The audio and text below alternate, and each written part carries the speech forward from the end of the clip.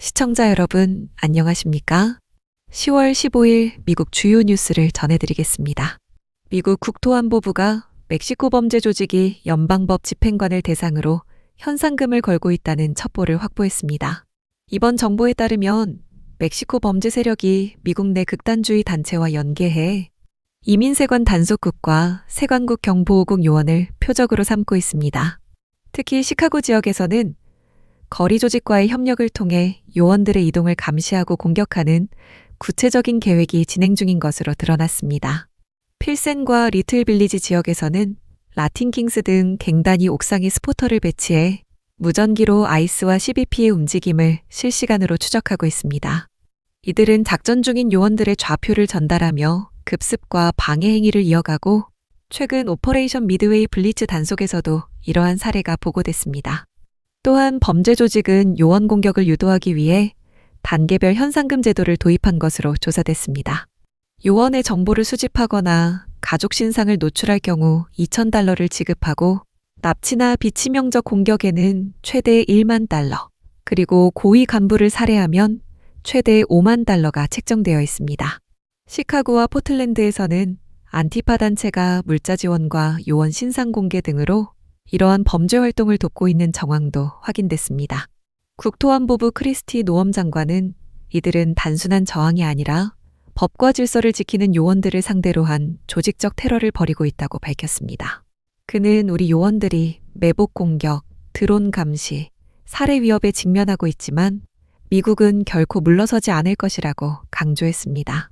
국토안보부는 이러한 위협에도 불구하고 작전을 계속 이어갈 것이며 피난처 정책을 유지하는 주와 지방정부의 협조 중단을 촉구했습니다. 아울러 시민들에게는 옥상 감시나 연방작전을 방해하는 조직적 시위를 발견할 경우 DHS 제보 라인 또는 아이스 웹사이트를 통해 신고해달라고 당부했습니다. 다음 뉴스입니다. 어제 전해드린 캄보디아 대형 암호화폐 사기 사건에 대한 미국 정부의 수사에 새로운 진전이 나왔습니다. 미국 정부가 $140억 규모의 비트코인을 압수하고 캄보디아 프린스 홀딩 그룹 회장 천즈를 대규모 암호화폐 사기 혐의로 기소했습니다. 뉴욕 브루클린 연방검찰은 천즈 회장을 전신사기 음모 및 자금 세탁 공모 혐의로 기소하고 그가 운영한 기업 전반에 대해 미국과 영국이 동시에 제재를 가했다고 밝혔습니다. 재무부는 프린스 홀딩 그룹을 국제 범죄 조직으로 지정하며 이 회사가 부동산과 금융업을 가장해 불법 자금을 세탁해왔다고 설명했습니다. 검찰은 천즈 회장이 노동자들에게 폭력을 지시하고 외국 관리들에게 뇌물을 건네며 온라인 도박과 암호화폐 채굴을 통해 막대한 불법 수익을 챙겼다고 밝혔습니다. 조사 결과 이 조직은 캄보디아 내 최소 10개의 강제노동 단지를 운영하며 피해자들에게 투자 명목으로 암호화폐를 송금하도록 유도했습니다. 이 단지들은 철조망으로 둘러싸인 기숙사와 자동화된 콜센터를 갖추고 있었으며 수천 개의 가짜 SNS 계정을 통해 하루 수백만 달러를 끌어모은 것으로 드러났습니다. 검찰은 한 피해자가 $400,000 이상의 암호화폐를 잃었다며 일부 근로자들은 구타를 당하거나 사실상 감금된 상태에서 일했다고 전했습니다. 재무부가 공개한 사진에는 피투성이가 된 남성과 포박된 근로자들, 채찍 자국이 남은 피해자들의 모습이 담겨 있었습니다. 천즈 회장은 문제를 일으킨 노동자에게 폭력을 가하도록 승인했으나 죽이지는 말라고 지시한 정황도 확인됐습니다. 그는 현재 도주 중이며 유죄가 확정될 경우 최대 40년형을 선고받을 수 있습니다. 미 재무부는 압수한 비트코인 127,271개를 피해자 보상에 활용할 가능성을 검토하고 있으며 이번 조치가 동남아시아 전역에 퍼진 사이버 사기 조직에 경종을 울릴 것으로 전망됩니다. 다음 뉴스입니다. 트럼프 대통령이 찰리 커크를 기리는 전국 추모의 날을 선포했습니다.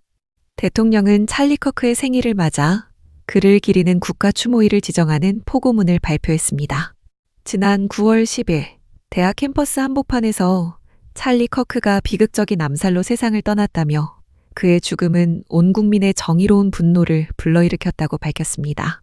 이어 찰리는 진리를 수호하고 토론을 장려하며 기독교 복음을 전파하는 데 헌신한 인물이었다며 그의 삶은 용기와 신념의 본보기로 남았다고 평가했습니다.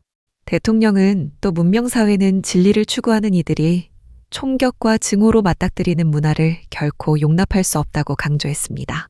이번 포고문에는 정치적 폭력을 근절하겠다는 강한 의지와 함께 찰리 커크의 사명을 이어가겠다는 메시지가 담겼습니다.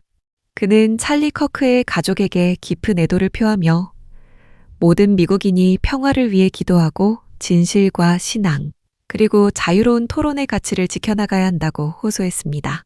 또한 찰리의 부재는 슬프지만 그의 정신은 미국의 이상 속에서 살아있다며 국민들에게 희망과 단합을 강조했습니다.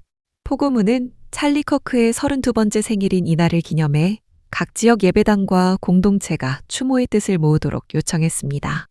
대통령은 오늘 우리는 찰리 커크의 불멸의 기억을 기리며 진리와 정의, 평화의 확산을 위해 기도한다고 말했습니다. 백악관은 이번 추모일은 정치적 폭력에 대한 단호한 경고이자 국민 통합의 상징이 될 것이라고 밝혔습니다. 미국 전역에서는 교회와 시민단체들이 추모 집회를 준비하며 찰리 커크의 신념과 유산을 기리는 다양한 행사를 진행할 예정입니다. 다음 뉴스입니다. 트럼프 대통령이 중국의 미국산 대두 수입 중단에 강하게 반발하며 식용유 무역 제한 가능성을 언급했습니다. 트럼프 대통령은 현지 시간 10월 14일 트루스 소셜에 중국이 의도적으로 미국산 대두를 사지 않고 있다며 이는 경제적으로 적대적인 행위라고 비판했습니다. 그는 이어 보복 조치의 일환으로 중국과의 식용유 거래를 중단하는 방안을 검토 중이라며 우리는 스스로 식용유를 충분히 생산할 수 있다고 강조했습니다. 미국산 대두는 연간 약 245억 달러 규모의 최대 농산물 수출품으로 이 중 절반가량이 중국으로 수출되었습니다. 미국 비영리 단체 파맥션에 따르면 2024년 중국이 구매한 미국산 대두는 약 126억 달러어치로 전체 수출의 51%를 차지했습니다. 그러나 중국이 최근 브라질과 아르헨티나산 대두로 구매처를 돌리면서 미국 주요 대두 산지인 일리노이 아이오와 미네소타 인디애나 지역 농가들이 직격탄을 맞고 있습니다. 트럼프 대통령의 발언은 중국이 히토류 수출 제한을 발표한 뒤 양국이 보복 관세를 주고받는 가운데 나왔습니다.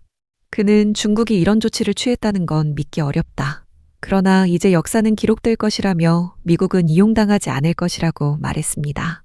미국 농무부는 2024년 중국으로부터 약 127만 톤의 폐식용유를 수입했으며 이는 중국 전체 폐식용유 수출량의 43%에 해당한다고 밝혔습니다.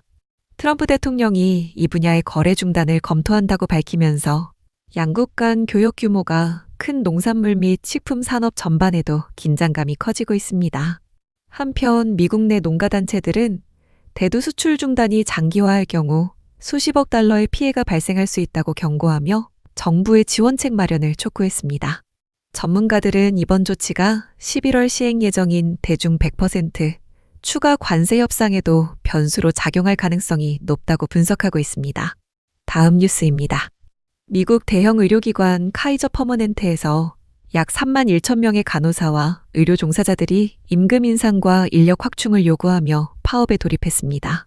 이번 파업은 캘리포니아, 하와이, 오리건 등 500여 개 병원과 의료센터에서 동시다발적으로 진행되고 있습니다.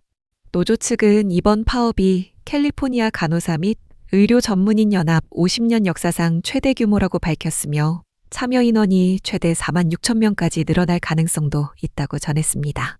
참가자들은 간호사, 약사, 조산사, 재활치료사 등으로 구성되어 있으며 임금이 물가 상승을 따라가지 못하고 있다고 주장했습니다. 이들은 향후 4년간 25%의 임금 인상을 요구하고 있으며 현재 임금이 동종업계 평균보다 약 7% 낮다고 지적했습니다. 이에 대해 카이저 측은 4년간 21.5% 인상안을 제시하며 자사 직원들이 이미 업계 평균보다 16% 높은 수준의 급여를 받고 있다고 반박했습니다. 회사는 노조의 요구를 수용할 경우 의료 서비스 요금 인상이 불가피하다고 밝혔습니다. 카이저 측은 파업 기간에도 병원과 진료소는 운영을 이어가되 일부 대면 진료를 화상으로 전환하고 비응급 수술 일정은 재조정할 예정이라고 밝혔습니다. 이번 파업은 미국 서부 의료 서비스 체계에 적잖은 영향을 미칠 것으로 보입니다. 카이저 퍼머넨테는 비영리 의료기관으로 미국 내 1260만 명의 회원을 보유하고 있으며 600여 개의 의료시설과 40개의 병원을 운영 중입니다. 노조 관계자들은 이 파업은 단순한 임금 투쟁이 아니라 환자 안전과 의료 인력의 지속 가능한 근무 환경을 위한 행동이라고 강조했습니다. 양측 협상은 이번 주 내 재개될 예정이지만 인플레이션 속 임금 격차 문제를 두고 합의에 이르기까지는 시간이 걸릴 것으로 전망됩니다. 다음 뉴스입니다. 미국 소비자 단체 컨슈머 리포트가 시중의 단백질 보충제와 쉐이크 제품을 조사한 결과 상당수 제품에서 납과 같은 중금속이 안전기준치를 초과한 것으로 드러났습니다. 이번 조사는 15년 만에 실시된 것으로 23개의 주요 브랜드 제품을 대상으로 납, 카드뮴, 비소 등 독성 금속 성분을 분석했습니다.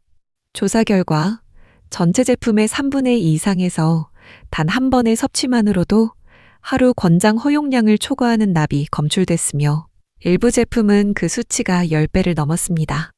특히 식물성 단백질 제품의 오염 수준이 가장 높았으며 평균적으로 유청 단백질 제품보다 9배, 육류 기반 제품보다 2배 이상 많은 납이 포함되어 있었습니다. 네이키드 뉴트리션의 비건 매스 게이너 파우더는 1회 섭취량당 7.7마이크로그램의 납이 검출돼 CR의 우려 기준치를 1500% 넘는 수치를 기록했습니다. 휴엘의 블랙 에디션 제품 역시 기준치의 1200%가 넘는 납이 검출돼 전문가들은 섭취를 전면 중단할 것을 권고했습니다. 이 외에도 가든 오브 라이프와 모멘터스 제품은 권장 섭취량을 주 1회 이하로 제한할 것을 권했습니다. 컨슈머 리포트 식품안전연구원은 이번 조사 결과는 15년 전보다 심각하다며 일상적으로 단백질 보충제를 섭취하는 것은 오히려 건강 위험을 높일 수 있다고 지적했습니다. 미국 하버드 의대의 피터 코엔 교수는 소비자들은 보충제를 건강한 제품으로 인식하지만 안전검증이 되지 않은 경우가 많다고 경고했습니다. 현재 미국 식품의약국은 단백질 보충제에 대한 사전 검사나 승인 절차를 의무화하지 않고 있으며 중금속 함량에 대한 법적 제한 기준도 없습니다. 전문가들은 특히 어린이와 임산부, 장기 복용자에게 납 노출이 신경계 손상, 학습 지연, 면역 저하 등의 부작용을 일으킬 수 있다고 경고했습니다.